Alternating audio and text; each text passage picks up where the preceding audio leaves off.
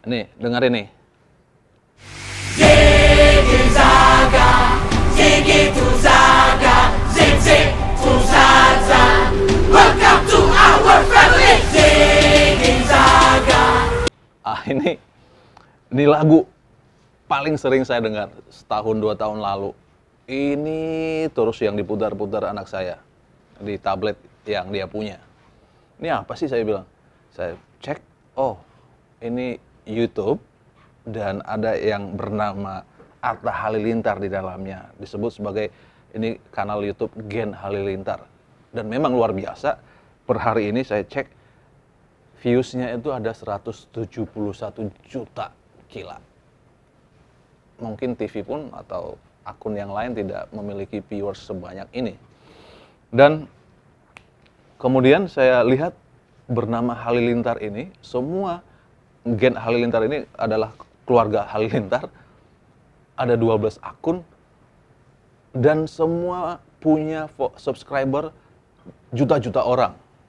Termasuk yang paling tinggi adalah ya Atta Halilintar sendiri dengan subscriber 26,9 juta. Lebih tinggi dari milik Presiden Joko Widodo di YouTube. Jadi ketika Presiden Joko Widodo hadir di sana, ya masuk akal aja sih. Lihat subscribernya Presiden masih kalah jauh dibanding Atta Halilintar. Pun dengan Menhan Prabowo Subianto yang juga hadir sebagai saksi di akad nikah Atta Halilintar. Dan kalau misalnya ada kemudian yang bertanya, ngapain Presiden, Menhan datang ke akad nikah sana? Ya kalau bicara yang tadi, wajar. Ini menjadi magnet bagi banyak anak muda, bagi kalangan muda. Atta Halilintar adalah salah satu sosok yang berpengaruh. Dengan subscriber besar, apapun yang diposting oleh Atta Halilintar menjadi sebuah konsumsi yang dimakan oleh anak-anak muda. Dan kalau menjadi tokoh politik tentu ya nggak mau dong melewatkan sesuatu momentum yang oke untuk hadir di suatu tempat dan menjadi magnet, menjadi sorotan bagi banyak orang. Dan hari pernikahan Atta Halilintar dan Aurel pasti semua mata melihat, mayoritas penikmat sinetron, penikmat YouTube, penikmat konten-konten yang ada di sosial media pasti mengamati apa yang terjadi di sana, termasuk anak dan istri saya. Ya saya sih sebenarnya pengen lihat tapi agak malu-malu, biasalah. Biasalah. Iya kan? Itu ada terjadi. Sama halnya dengan orang yang selalu bilang ngapain nonton kanal gosip. Padahal dalam sebuah survei mengatakan 8 dari 10 orang Indonesia nonton siaran gosip. Oke. Tapi yang menarik, bayangkan anak saya begitu menikmati konten-kontennya keluarga Halilintar ini, nggak heran kalau ada satu momentum Presiden bertanya pada seorang anak tentang apa cita-citanya. Nah, kita putarkan apa jawaban si anak. Cita-citanya pengen jadi apa? Jadi YouTubers, Pak. Cita-citanya apa? Jawabnya jadi YouTubers, Pak.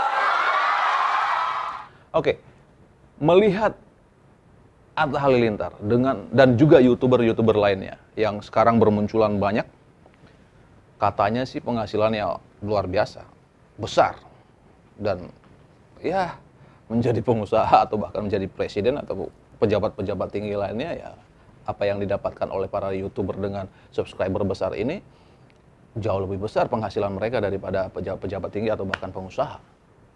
Ya wajar aja bos kalau ada anak, atau bukan kalau ada, sekarang anak-anak kalau ditanya cita-citamu jadi apa? Jadi YouTuber, bukan jadi dokter, bukan jadi menteri. Ini sesuatu yang menarik untuk dibahas sebenarnya.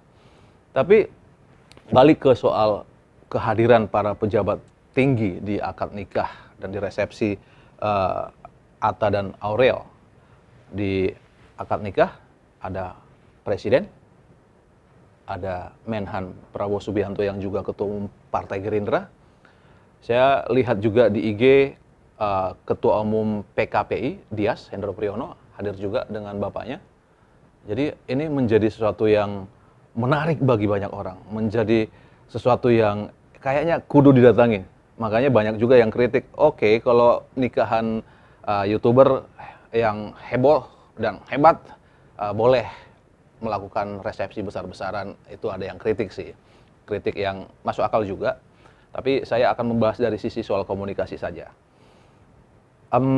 Orang juga bertanya, ngapain para pejabat, para politisi, para petinggi negara ini seakan-akan harus hadir di sana semua.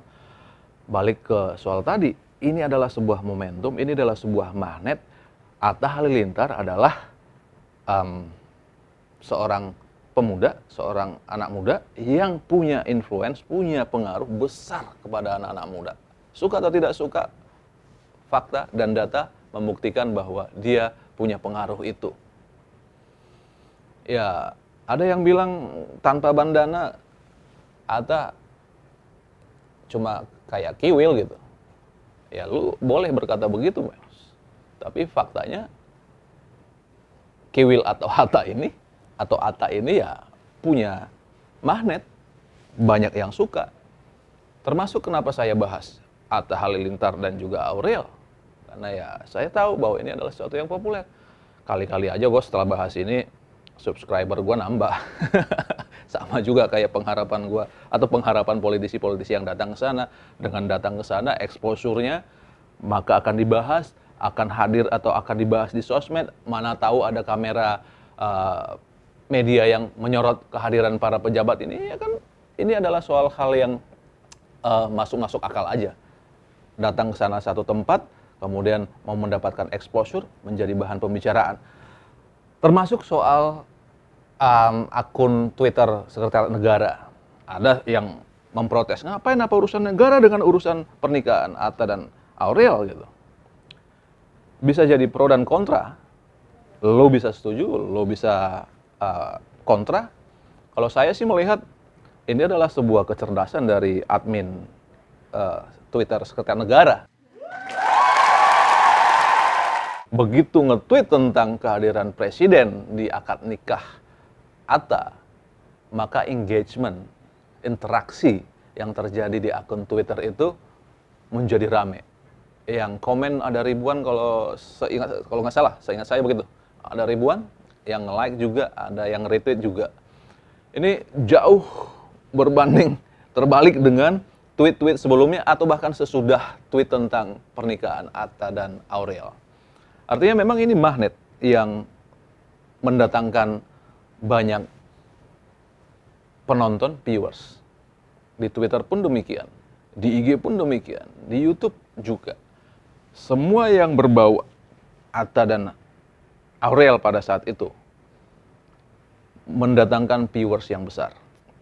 Akun-akun yang membahasnya juga mendapatkan viewers yang besar. Artinya ada kue-kue yang terbagi di kanal-kanal sosial media dan itu sah dan termasuk masuk akal. Salam masuk akal.